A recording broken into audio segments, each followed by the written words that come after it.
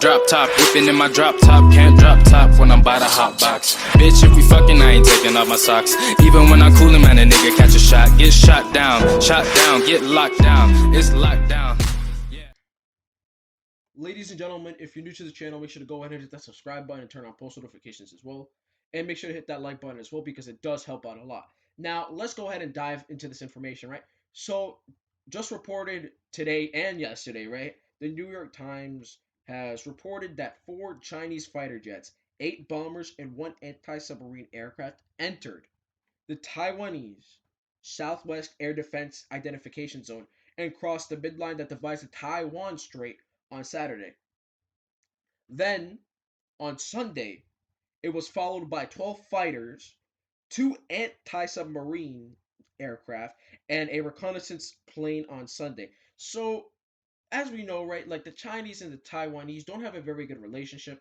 Both seem to have mutual hate for each other, right? And guess who we're allied with? The Taiwanese. And, if the Chinese decide to attack the Taiwanese, that brings us automatically into the war. Now, the reason why I wanted to bring this up is mainly because of the Taiwanese trap.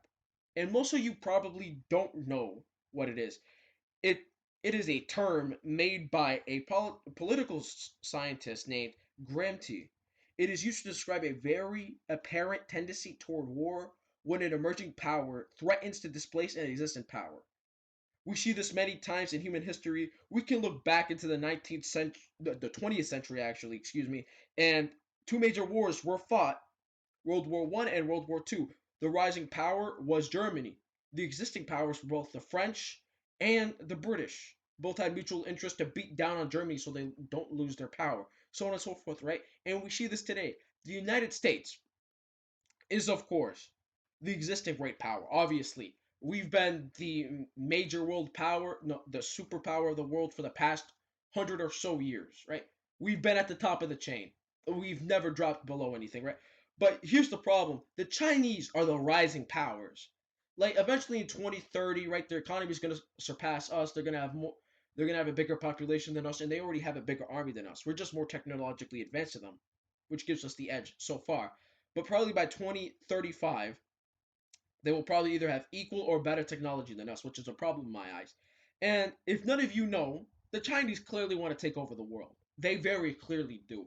And me, as a person who lives in the United States, right, is terrified of that because we all know what's going on in China right now, especially with the Uyghurs and the Chinese putting them in concentration camps and killing them off. Like we already know this stuff. This has been the headlines for the past 3 or 4 years or so, right? Since this came out, and the United States came out and said that it was a genocide. But here's the problem, though, right? We really can't do anything to China because of our economic stance and where we are right now. And here's where I see an opportunity for Joe Biden to put his foot down and show the 75 plus million voters who voted for Trump that he's the man. He's the person that can put his foot down when it's necessary, which I think he can do. This is a perfect time. What I think he should do, right, is probably send maybe an aircraft carrier to the Taiwan Strait, right, and basically tell the Chinese to screw off. That's basically what I want him to do. If he does that right, it's going to cement him as a good leader and one who is very judgmental and understands what he's doing, which is pretty good. If you ask me, that'll give him, of course, more political power. And he probably has a better chance at winning the election in 2024 again and getting reelected. But here's the problem: if he doesn't take advantage of this, right, the Trump administration is going to tear into this in 2024. Which, if you don't know about, the Trump administration has a habit of, coming up with things that are partially true and partially not. And some of the things that they brought up, like, for example, election fraud was just completely false. Man got beat 80-2 in court. Like, he wasn't winning anything. But I'm going to be honest with you. This is a very good opportunity for Joe Biden.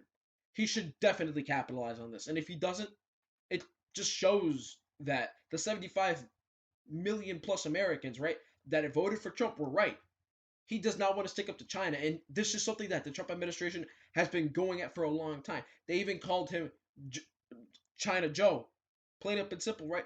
Because, he has a lot of relationships with the Chinese government and so on and so forth, right?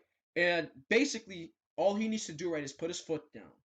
Maybe send a battleship an aircraft carrier or two.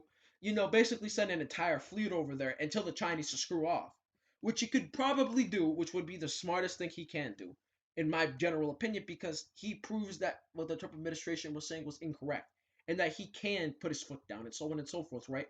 But genuinely, this is a good opportunity for both sides of the political spectrum.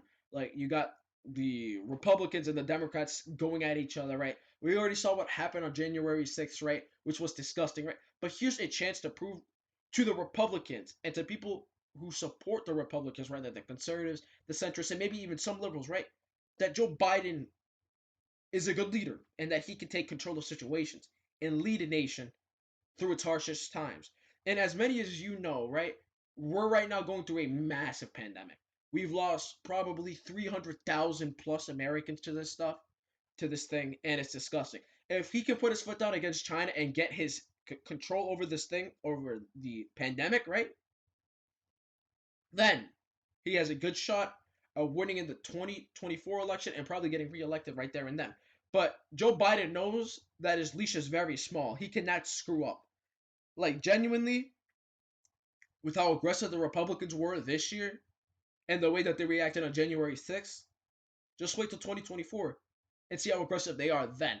That's what I'm mostly scared of, because if Joe Biden can really prove himself right, that'll probably get more voters on his side and get him a better chance of re-election, right? But if he doesn't put his foot down right, he's low-key screwed at that point. He's pretty screwed. Because now people will know that what Trump and the Republicans have been saying about Joe Biden is true. That he cannot put his foot down against China and will bow down to them. Which, if any of you understand politics, right, that's not pretty good for the other side to know the truth, right? Like, it's not pretty good to, like, you know, get hit that hard. But I feel like if he can put his foot down against the Chinese, get a hold of this pandemic, right, I think he can easily win the 2024 election, right? I really do feel like he can do that very easily. It's just that he needs to take advantage of the situation right now and truly prove to the American people, right, that he is the guy.